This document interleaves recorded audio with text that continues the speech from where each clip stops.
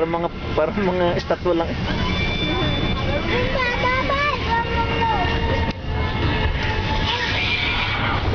Uwi na kami ng Manila. Back to Manila na kami. Galit.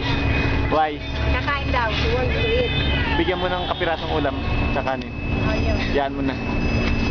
Sugal na yan. Susuka rin naman yan.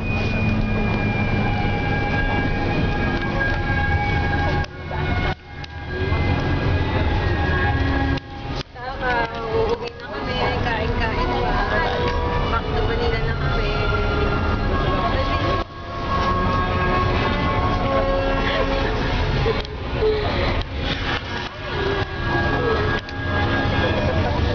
Ay, 7 minutes na lang yan. Hindi. Yung kanina nakita mo?